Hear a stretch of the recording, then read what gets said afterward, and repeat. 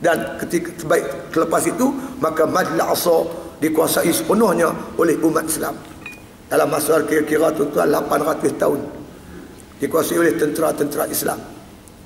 Sehinggalah tuan-tuan sekalian, apabila tentera-tentera Kristian, orang-orang Kristian Eropah berpadu tenaga di bawah satu pasukan namanya Crusade ataupun tentera salib, mereka telah menyerang bumi Palestin hingga menyebabkan Masjidil Aqsa jatuh ke tangan orang Kristian.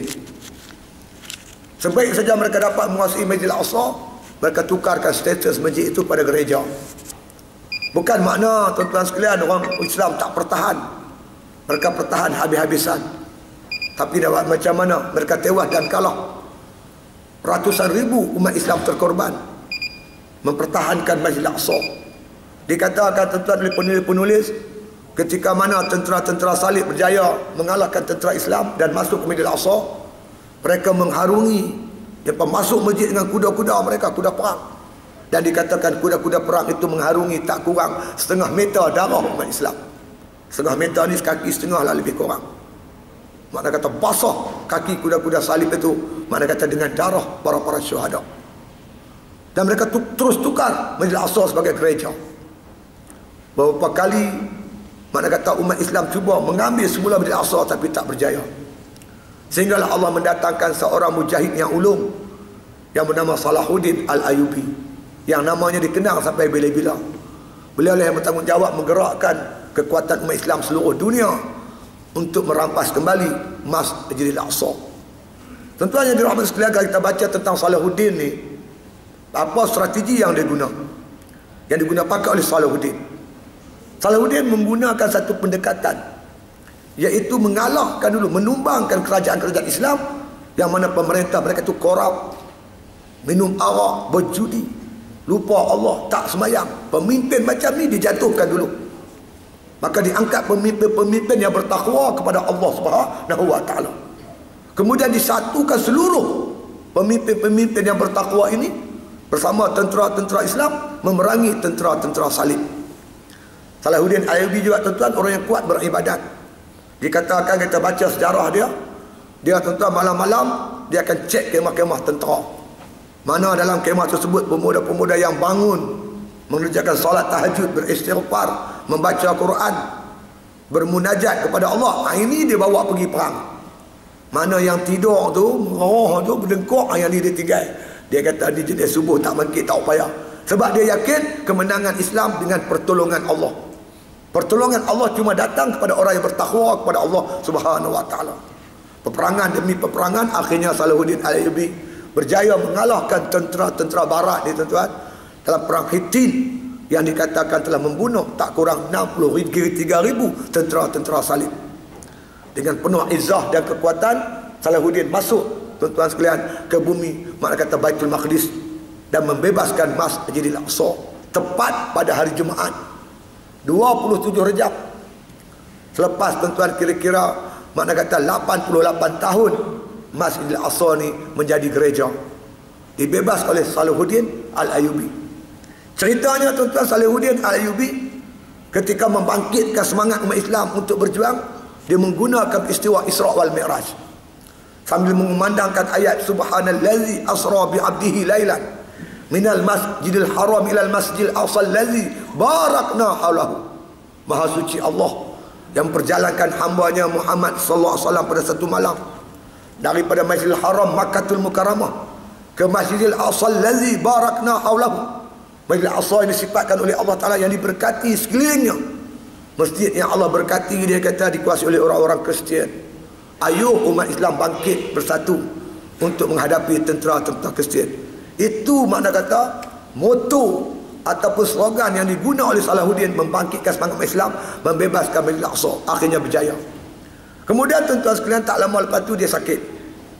Bila Salahuddin sakit, dia rasa dia hampir-hampir nak meninggalkan dunia ini. Dia pesan kepada para sahabat dia, takdir aku mati, dia kata, tolong buka peti ini. Dia ada satu peti lah tuan-tuan. Peti ini dia pergi mana pun dia bawa. Pergi perang, dia tak pernah tinggal peti itu. Orang pun tak tahu apa yang ada dalam peti tersebut. Sebelum dia mati, dia wasiat, kalau aku mati, tolong buka peti ini. Maka tuan-tuan, bila dia dah mati, orang buka peti tersebut. Buka-buka, tak ada apa-apa. Yang ada cuma sekeping surat wasiat. Dalam surat wasiat itu Salahuddin berpesan, kalau aku mati, tolong buat 2 perkara. Yang pertama, kapankan aku dengan kain yang ada peti ini. Kain itu kain ihram yang pernah dia pakai, dia kata, ketika mengerjakan haji. Kain yang pernah dibasahi oleh air zam-zam. Tolong kapankan saya dengan kain ini. Yang kedua, dia minta tolong buatkan bantal. Dia kata, ambil dalam tu dalam peti besi itu ada debu-debu. Ambil debu ni, masukkan ke dalam bantal. Sendalkan saya dalam mayat saya dalam kubur. Jadi dalam tu ada debu, banyak debu. Dia kata debu-debu ini, debu-debu yang pernah melekat di tubuh badan aku ketika aku bertempur dengan tentera-tentera Kristian. Aku mau bersemadi, dia kata, dalam kubur bersama-sama debu-debu yang pernah melekat di tubuh badan aku ketika aku menentang tentera kafir untuk mengangkat martabat Islam, membebaskan Masjid Al-Aqsa. Kemudian orang buat macam sarung bantal. Kita kalau kita tengok orang sendai mayat kan, dia ada sarung bantal kan, buat sarung macam itulah. Masukkan debu-debu tu dalam sarung bantal itu, dapat 12 biji bantal.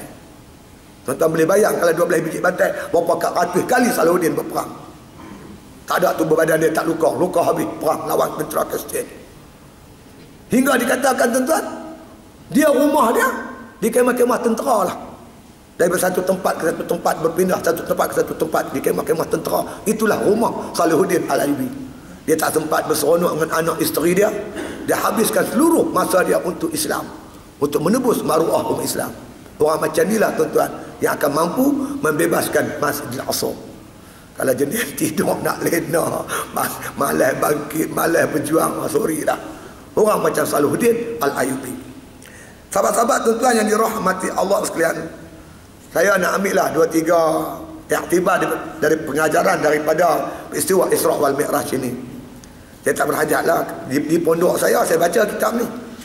Kitab Kifayatul Mu'tad nama dia. Dalam kitab ni termuat ayat Quran dan hadis-hadis berkaitan Isra' wal Mi'raj. Tapi dalam ceramah-ceramah kita cuma ambil sikit-sikit lah. Cerita ni pun kalau kita cerita balik satu persatu pun serupa tuan-tuan. Takkanlah makna kata kita nak kata Nabi naik Pajero kot. Nabi SAW bermi'raj menggunakan naik BMW, tak ada, borak tu lah. Perjalanan Masjidil Haram ke Masjidil Aqsa tu lah. Fakta dia tetap sama. Tapi yang lebih pentingnya tuan-tuan, apakah makna kata pengajaran, arahan daripada Allah kepada kita melalui peristiwa sejarah yang amat hebat ini. Tuan-tuan yang dirahmati sekalian, perjalanan Nabi ini daripada bumi ke bumi, bumi ke langit, bumi langit, daripada Mekah ke Baitul Maqdis naik ke langit. Nak bagi tahu pada kita tuan-tuan, bumi dengan langit ni tak boleh pisah. Hubungannya cukup rapat. Kata orang tuan-tuan, penduduk langit boleh hidup dengan tak ada bumi, tapi penduduk bumi tak boleh hidup dengan tidak ada langit. Tuan-tuan boleh hidup tak ada langit? Kalau tak ada matahari di langit tu, macam mana kita nak hidup? Pokok-pokok, tumbuh-tumbuhan tak akan berdaun hijau, dia tak boleh berbuah tuan-tuan. Dengan adanya matahari lah maka subur muka bumi Allah Ta'ala ini. Begitu juga dengan bulan. Bulan ni pengaruh air, pengaruh cukup kuat. Pasang surut air ni tuan-tuan melalui bulan. Saya tengok kalau saya duduk tepi laut, saya duduk Pulau Pangkor, kalau bulan terang dia surut cukup jauh, dia pasang cukup tinggi. Kemudian berlaku pula pergerakan air, arus air bergerak dan sebagainya. Semua pengaruh daripada bulan. Tuan-tuan sekalian, macam mana kita nak hidup kalau tak ada langit? Makin pagi langut kat atas, tengok langit tak ada, pengsan mati yo. Tuan-tuan naik bangunan ni, naik atas sekali, tuan-tuan tengok tu bawah, tak boleh tengok, takut gayat. Atas ke bawah pun gayat. Kalau bawah ke atas tengok langit tak ada, tuan-tuan pengsan mati. Tengok ni. Tapi tuan-tuan yang lebih penting yang kita harus ingat, yang kita perlu ingat, dalam diri kita ni ada unsur-unsur langit dan unsur-unsur bumi. Tubuh badan kita unsur bumi. Kita makan semua benda-benda di atas muka bumi. Tetapi kita kena ingatlah, kita bukan jasad saja, kita ada ruh. Kita ada ruh. Ruh kita ni tuan-tuan sekalian, dia bukan ciptaan bumi, dia dicipta di langit. Sebab itu makanan rohani dia tak sama dengan makanan jasad. Jasad makan nasi, makan bihun, makan mie apa. Ruh tak, dia makan dia zikrullah. Makanan dia bacaan Quran, tilawah Quran. Makanan dia solat. puasa, makanan dia tak sama tuan-tuan. Sebab itu kita kena ingat, oleh kerana diri kita ni ada unsur-unsur langit dan bumi, maka kita tidak boleh hidup semata-mata berpandukan bumi. Kita perlukan juga unsur yang datang daripada langit, iaitu bimbingan hidayah wahyu daripada Allah Subhanahu Wa Taala. Kita guna akal aja tuan-tuan tak jadi. Tuan-tuan nak kata apa? Kalau saya tanya tuan-tuan lah, tanya diri saya sendiri. Tuan-tuan beli kereta Toyota lah contoh. Kereta tuan-tuan rosak, ada masalah. Tuan-tuan pergi bengkel mana-mana pun tak boleh baik. Tuan-tuan akhirnya nak pergi ke mana? Tentu tuan-tuan akan cari Toyota juga. Pada Toyota lebih faham tentang kereta yang dicipta. Tidak tuan? Tuan-tuan hantar kepada Toyota, insya-Allah dia akan jadi elok. Sebab dia lebih tahu tentang kereta yang dia buat. Sekarang kita ni tuan-tuan sekalian menghadapi masalah yang cukup serius. Mencuri ni gila-gila. Saya tengok dalam internet tadi ni, apa Astro apa buat nak buat satu siaran nak cerita tentang kecurian kereta. Curi kereta gila-gila menjadi-jadi. Sampai kereta ketua polis Selangor pun dia curi. Tuan-tuan boleh bayang tak? Dia curi kereta ketua polis Selangor, dia bawa makan angin pula tuan-tuan seminggu. Lepas tu dia parking tepi jalan, dia buat nota besar pula. Sorry, tersilap ambil. Tuan-tuan boleh bayang tak? Apa signal dia? Signal dia, kalau kereta ketua polis pun dia boleh ambil, kereta kita alamat kacang. Tahu tak? Geli hati saya tuan-tuan bila polis mai jumpa saya. Saya duduk Pulau Pangkor, polis mai jumpa saya. Dia kata, ustaz, masa tu saya jadi imam di masjid Pulau Pangkor. Tu imam dia minta tolong boleh. Awak, rumah saya pencuri masuk. Dia polis. Dia duduk dalam kuartus polis. Balai pada situ berpagar. Kiri kanan polis, dia pun polis. Dia mengadu kat saya, rumah dia pencuri masuk. Saya kata, kalau polis mengadu kat saya lah ketua polis. Sebab rumah kita masuk pencuri, kita report polis. Bila polis kena curi, panggil aku. Oh, aku jadi ketua polis. Dia kata, dia gelak kat saya. Tak suruh buat apa ni? Suruh sembahyang hajat. Rumah dia pencuri masuk. Menjadi-jadi tuan-tuan. Di Manjung satu kes, akal saya tak boleh terima. Tapi itu realiti berlaku. Dia masuk kat bumbung, kat siling. Dia buka semua lampu. Dia angkut barang orang tu habis. Dia pergi ke dapur, dia ambil tong gas. Dia pukul pintu bilik tuan rumah. Lepas tu dia gerak tuan rumah. Dia buka lampu bilik. Terang-terang. Baik. Tuan-tuan, apa? Tengok muka aku perempuan. Hang report polis. Ini apa pencuri ni? Pencuri ni dia pakai topeng. Dia merangkak dalam gelap. Ini pencuri buka lampu, suruh tengok muka dia. Suruh report polis lagi ada. Apa benda ni tuan-tuan? Ini menunjukkan undang-undang peraturan kita buat dah tak mampu mengawal jenayah lah tuan-tuan. Tuan-tuan sebutlah zina ke, merompak ke, menyamun ke, mencuri ke, bunuh ke, macam-macam berlaku. Ibarat kereta dah rosak, masyarakat dah rosak. Kita nak kembali pada siapa? Kita buat pi undang-undang ni tak boleh pakai, yang ni tak boleh selesai. Apa salah kita balik kepada pencipta kita sendiri, yakni Allah Ta'ala, yang lebih tahu tentang diri kita. Saya sebut ni depan orang Islam. Orang bukan Islam tak apalah, dia tak faham orang Islam. Orang Islam kena yakin hanya peraturan dan hukum hakam Allah sajalah yang mampu mengislahkan manusia ni. Allah jaga manusia, manusia tak boleh jaga manusia. Lembu jaga lembu pun tak boleh. Kita bela lembu 50 ekor, hang lembu hang jaga lembu-lembu lain. Mana boleh dia pun lembu. Orang jaga lembu boleh. Jadi sahabat-sahabat sekalian, signal daripada Isra' Mi'raj, bumi langit, makna kata kita tak boleh hidup. Orang bumi tak boleh hidup tanpa langit. Dia kena ada langit. Wahyu daripada langit yang didatangkan oleh Allah Subhanahu Wa Taala. Kemudian tuan-tuan, Allah sebut subhanallazi asra bi 'abdihi lailan minal masjidil haram ila masjidil aqsa allazi barakna haulahu linuriyahu min ayatina. Supaya kami nak tunjuk pada Muhammad tanda-tanda kebesaran kami. Daripada tuan-tuan sekalian, daripada Makkah sampai Baitul Maqdis, macam-macam Nabi lihat tuan-tuan. Antara Nabi lihat orang tak mau keluar zakat. Kan? Orang tak mau keluar zakat ni tuan-tuan, dia berenang dalam lautan darah, dilontar dengan batu yang menyala. Kemudian Nabi tengok orang tak mau semayang, dia hantuk kepala ke batu. Kemudian dia lihat lagi perempuan, mana kata jual maruah dia, digantungkan buah dadanya itu. Ada perempuan yang Nabi tengok rambutnya itu mana direbus dengan air yang menggelegak hingga menggelegak kepala dia. Perempuan yang mendedahkan aurat. Ada pula laki-laki tuan-tuan yang diperlihatkan oleh Allah pada malam tu pada Nabi. Dia duduk depan satu makanan. Makanan ni tuan-tuan daging yang elok. Orang dah masak siap, sedap. Dia tak mau daging yang elok, dia pergi cari daging yang busuk, yang mentah. Apa ni Jibril? Umat Tuhan hamba ada isteri yang salihah, isteri yang baik di rumah, dia tak mau, dia pergi cari perempuan jahat di luar. Macam-macam tuan-tuan. Dalam gambaran tu semua ni cerita-cerita yang berlaku pada umat Muhammad, cerita yang buruk-buruk. Ada pun cerita yang baik-baik. Nabi tengok dua saja insiden. Yang pertama, Nabi tengok satu kaum itu mereka menuai. Kalau kita di sini padi lah, kalau di sana tu gandum lah, menuai gandum. Dia tuai tuan-tuan, gandum tu tumbuh lagi, dia tuai lagi. Nabi heran. Sebab gandum macam padi lah, sekali tanam kemudian dah tuai habis lah, tanam lain. Ni dah tanah tumbuh. Benih dia punya tangkai-tangkai dia tu. Nabi pun heran. Apa ni Jibril? Jibril kata inilah umat Tuhan hampa yang berjihad di jalan Allah, yang bersedekah, maka di akhirat besok dia terima hasil, tak henti-henti daripada Allah Subhanahu wa taala. Itu satu.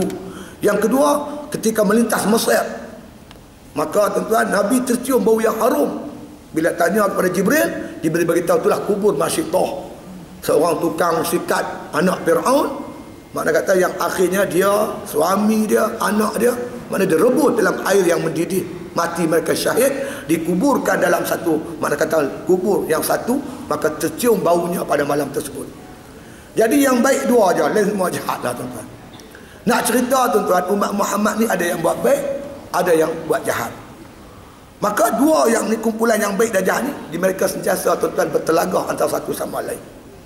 Orang-orang yang buat jahat ni, buat maksiat apa semua begitu ni, bila kita kata kepada mereka, buatlah baik dengan buat rosak atas muka bumi, maka mereka kata, inilah baik. Campur laki-laki perempuan baik, makna kata apa nama, makan harta benda orang baik, tak keluar zakat baik, tak sembahyang pun bagus. Bertembur dengan pokok yang buat baik ni.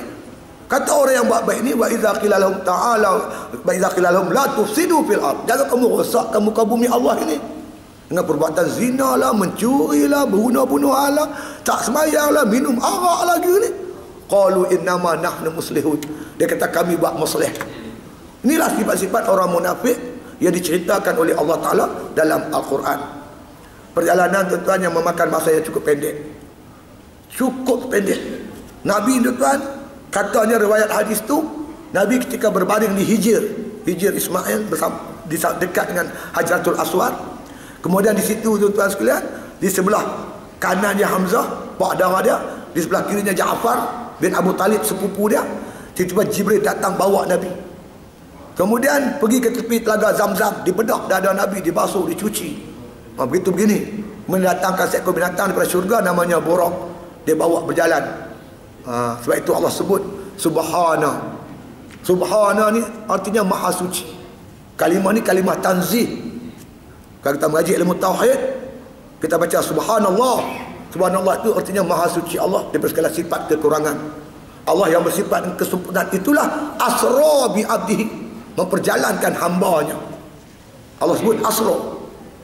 Bukan Nabi berjalan, Nabi diperjalankan. Kalau semut batu hampa, dia cerita kat mak dia, mak, saya pergi Kuala Lumpur. Hang pergi mana? Saya pergi KLCC. Hang pergi buat apa? Pergi tengok orang ceramah Isra' Mi'raj. Bila pergi pagi tadi, takkan pergi pagi petang malam dah balik. Bukan saya pergi mak, Ustaz Siddiq bawa. Semut tu masuk dalam poket saya ni. Duk gantung, isteri saya gantung kat jubah kat tu. Lepas tu semut main masuk. Saya mana tahu ada semut. Saya pun sarung lah. Saya bawa naik kereta saya, naik sampai sini. Tengah saya ceramah, dia keluar aku baju saya. Perhati tengok. Lepas tu dia cerita lah kat mak dia. Oh, dia kata dia masuk tol, keluar tol, nampak bangunan tinggi, kereta banyak. Dia memang boleh cerita, dia tengok sungguh. Lama-lama mak dia kata, merepek hang, takkanlah hang boleh pergi Kuala Lumpur malam ni terus balik. Bukan saya pergi mak, Ustaz Siddiq bawa. Ustaz Siddiq kan kata Kuala Lumpur pergi Singapura pun boleh. Dia kata. Nabi dibawa berjalan oleh Jibril alaihissalam. Apa Allah Ta'ala panggil Nabi ni, nak bawa Nabi pergi untuk apa? Allah nak bagi kat Nabi tuan-tuan pingat. Nak bagi kepada Nabi makna kata pingat-pingat yang hebat. Pingat Habibullah, kekasih Allah. yang tak pernah Allah anugerah pada mana-mana rasul. Nabi Ibrahim pun Khalilullah ya. Khalilullah. Tapi Nabi Muhammad Allah nak bagi pingat. Habibullah, kekasih Allah. Nak bagi macam-macam anugerah pada Nabi. Begitulah macam raja dunia lah tuan-tuan. Kalau dia nak bagi anugerah kepada makna kata orang-orang tertentu, boleh tak boleh orang tu masuk menghadap baginda di istana? Saya nak pergi masuk istana tak boleh lah tuan-tuan. Pintu pagar halau keluar. Tapi kalau sultan jemput saya, dia jemput Al-Fadhil Ustaz Siddiq Nur untuk menerima pingat pasal ceramah cengih ke apa kan, tak tahu nak bagi kat aku. Benda tu bukan setakat dia jemput saya, kemudian dia hantar persalinan dengan pakaiannya sekali, kenderaan sekali, ada rider lagi. Agak-agak tuan-tuan boleh masuk tak? Pasal apa tak boleh masuk? Nabi bukan bercita-cita pun nak naik ke langit, Allah yang kehendaki. Kemudian Allah jemput Nabi siap dengan kenderaan namanya Buraq. Ada pengawal kiri kanan, iaitu makna kata malaikat Jibril dan juga malaikat Israfil. Apa malaikat Jibril dan juga Mikail, kiri kanan guide, yang memandu Nabi sampai naik ke langit. Jadi bagi kita tak ada masalah kalau kita mengaji ilmu tauhid tuan-tuan. Ini dunia ni, langit, bumi semua ni makhluk Allah. Nabi Muhammad pun makhluk Allah. Payahkah Allah nak mempertemukan satu makhluknya dengan makhluknya yang lain? Tak payah mana. Macam kita lah tuan-tuan. Macam ni cawan. Cawan ni kita punya. Air ni pun saya punya. Payahkah sangat saya nak masukkan air dalam cawan? Cawan saya punya, air saya punya. Dia nak masukkan air dalam cawan, apa payahnya? Kalau ayam nak masuk seri dalam cawan memang payahlah. Kalau orang masukkan tak payah mana. Jadi bila peristiwa ni dinaskan secara soreh dalam Al-Quran, maka ia merupakan satu keyakinan yang kita tak boleh tolak. Itu ayat Isra.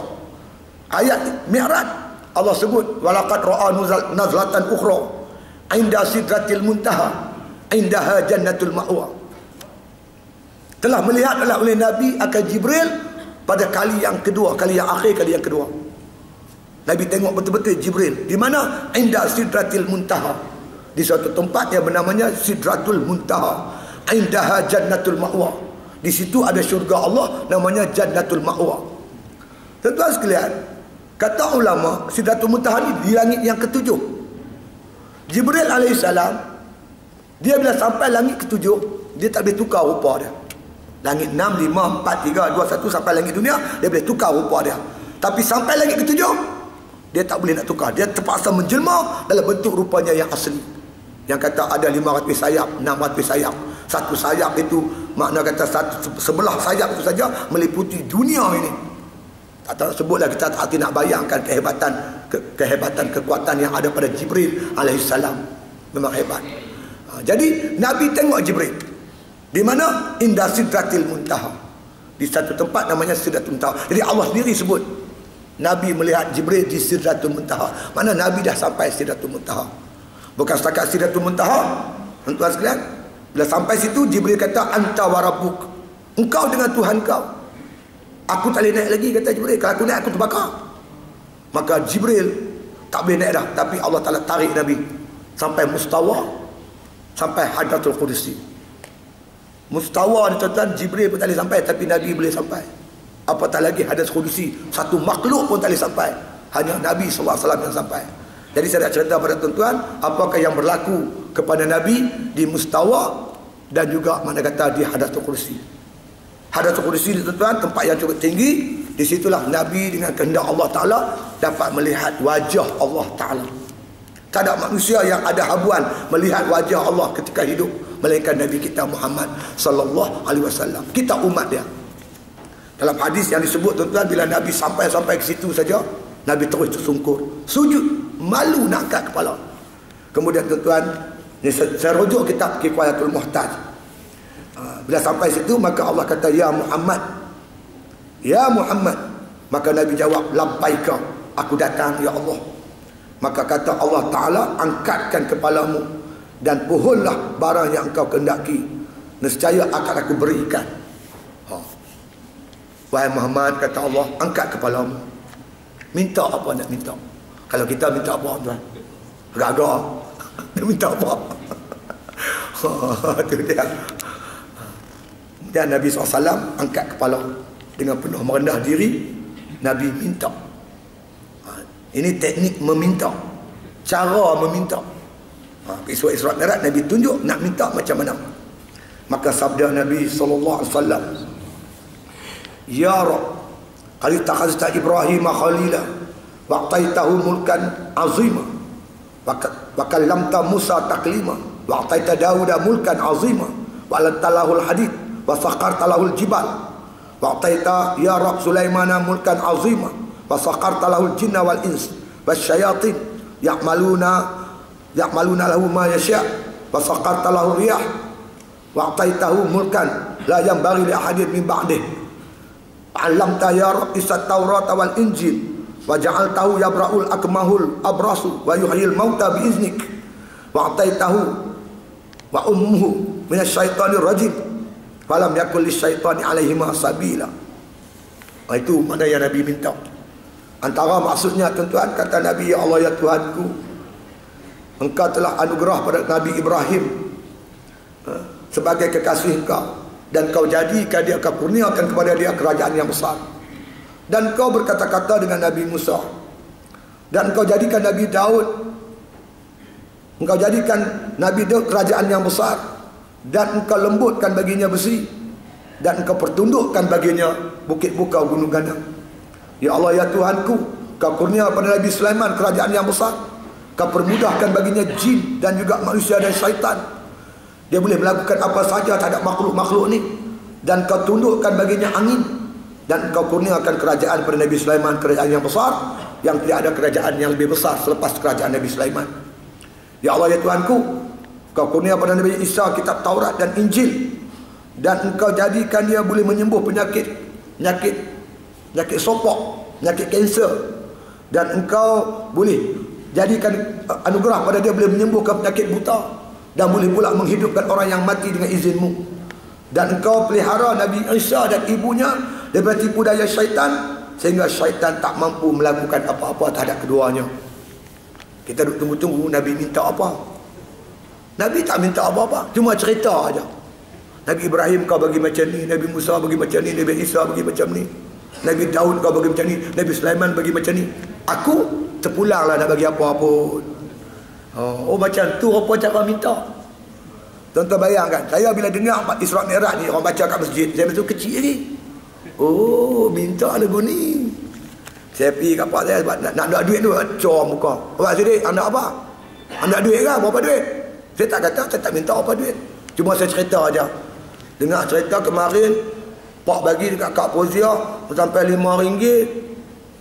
Dengar cerita adik Mila RM7. Mana lebih kau RM10. Saya dapat lebih lah. Cuma minta RM10. Senang dapat. Mampu tak bagi. Susah. Banyak RM10. Tapi cerita apa yang dah bapa kita bagi dekat adik kita, dekat kak kita, RM8. RM10 tak ada apa.